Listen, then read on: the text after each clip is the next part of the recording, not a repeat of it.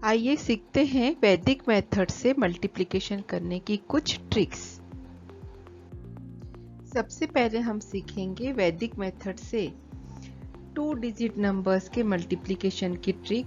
2 अंकों की संख्याओं का वैदिक पद्धति से कैसे मल्टीप्लिकेशन किया जा सकता है वो हम सीखने वाले हैं।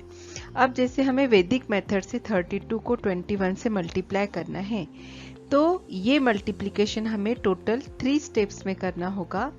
तो फर्स्ट स्टेप क्या है वो देखते हैं। फर्स्ट स्टेप में हमें 2 को 1 से मल्टीप्लाई करना होगा। हमें 2 को 1 से मल्टीप्लाई करने पर 2 मिलेगा और उस 2 को हम यहाँ लिख देंगे। ये हो गई हमारी स्टेप 1। अब स्टेप 2 में हमें क्या करना है, 3 का 1 में क्रॉस मल्टीप्लाई करना है, 2 का 2 में क्रॉस मल्टीप्लाई करना है, 3 का 1 में क्रॉस मल्टीप्लाई, 2 का 2 में क्रॉस मल्टीप्लाई करना है। तो 3 का 1 में क्रॉस मल्टीप्लाई, 2 का 2 में क्रॉस मल्टीप्लाई करने के बाद उसका हमें एडिशन करना है।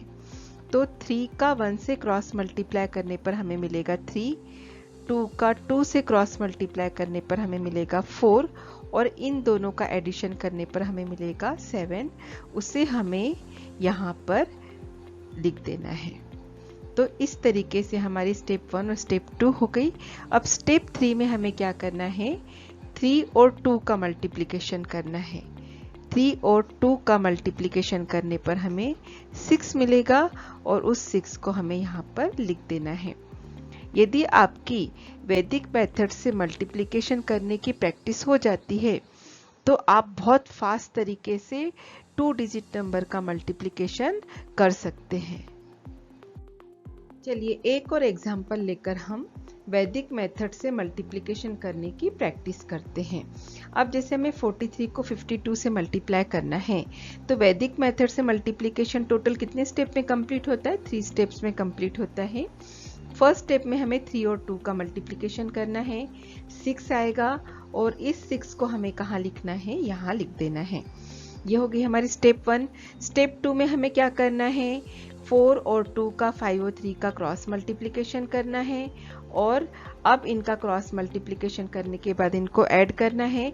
4 और 2 का क्रॉस मल्टीप्लिकेशन करने पर 8 आएगा, 5 और 3 का क्रॉस मल्टीप्लिकेशन करने पर 15 आएगा, 8 और 15 का एडिशन करने पर 23 आएगा। अब हमें यहाँ पर 23 2 डिजिट नंबर मिल रही है, इसलिए हमें यहाँ पर 23 का यहाँ 3 लिखना होगा और 2 कैरी ओवर थर्ड स्टेप में लेकर आना होगा। ये बात हमें ध्यान रखना है। अब स्टेप थर्ड में हमें क्या करना है, 4 और 5 का मल्टीप्लिकेशन करना है। 4 और 5 का मल्टीप्लिकेशन करने पर 20 आएगा और 20 और 2 कैरी ओवर कितना आ जाएगा, 22 आ जाएगा। बस इस 22 को हमें यहाँ लिख देना है। बस हो गया हमारा 43 का 52 से वैदिक मेथड से मल्टीप्लिकेशन। वैदिक मेथड से हम किसी भी नंबर को 11 से मल्टीप्लिकेशन करने की ट्रिक सीखने जा रहे हैं। अब जैसे हमें इन नंबर्स को 11 से मल्टीप्लाई करना है, तो हमें क्या करना होगा, जैसे हमें 36 को 11 से मल्टीप्लाई करना है तो हम 36 लिखेंगे। 43 को 11 से मल्टीप्लाई करना है 43, 72 को 11 से मल्टीप्लाई करना है 72 लिख दिया। बीच में हमने गैप छोड़ा हुआ है, इस गैप में हमें नंबर ढूंढना है। अब जैसे यहाँ हमें नंबर ढूंढना है तो हम 3 और 6 का एडिशन करेंगे, हमें मिलेगा 9। बस हो गया, 36 इंटू 11 का आंसर हमें मिल गया। अब यहाँ 4 और 3 का एडिशन करने पर क्या मिलेगा, हमें 7। यहाँ हमें 7 और 2 का एडिशन करने पर हमें मिलेगा 9। इस तरीके से हमने वैदिक मेथड से किसी भी नंबर को 11 से मल्टीप्लाई करने की ट्रिक सीखी। लेकिन यहाँ पर आपको ये बात ध्यान देना है कि यहाँ पर ये जो हमने नंबर्स लिए थे, इन नंबर्स के दोनों डिजिट का एडिशन सिंगल डिजिट नंबर है, ये आपको ध्यान देना है। तो अब इस मेथड से आप 43 को 11 से मल्टीप्लाई करके बताइए। अब हम 11 से मल्टीप्लिकेशन करने की ट्रिक के कुछ और एग्जाम्पल्स देखते हैं। अगर हमने इन एग्जाम्पल्स की ओर ध्यान दिया तो हमें यह दिखाई देगा कि ये जो नंबर्स है इनके डिजिट्स का एडिशन सिंगल डिजिट नंबर नहीं है, जो कि हमने पिछले एग्जाम्पल्स में देखा था। तो अब हम इन एग्जाम्पल्स को कैसे 11 से मल्टीप्लाई करेंगे वो अब हम देखेंगे। तो जैसे हमें 46 को 11 से मल्टीप्लाई करना है तो पहले हम यहाँ से 6 लिख देंगे। हमने 6 लिख दिया। अब इसके बाद 6 और 4 का एडिशन करेंगे, 10 आ जाएगा। 10 का 0 लिखेंगे, 1 कैरी ओवर 4 के पास जाएगा। 4 में 1 को प्लस करेंगे तो 5 आ जाएगा। अब हमें 342 को 11 से मल्टीप्लाई करने के लिए भी ऐसा ही करना होगा। यहाँ से 2 लिखेंगे, 2 और 4 का एडिशन करेंगे, 6 लिख देंगे। फिर इसके बाद 4 और 3 का एडिशन करेंगे, 7 लिख देंगे। और इसके बाद जो लास्ट डिजिट है 3 उसे लिख देंगे। हमें 587 में 11 से मल्टीप्लिकेशन करने के लिए पहले 7 लिख देना होगा।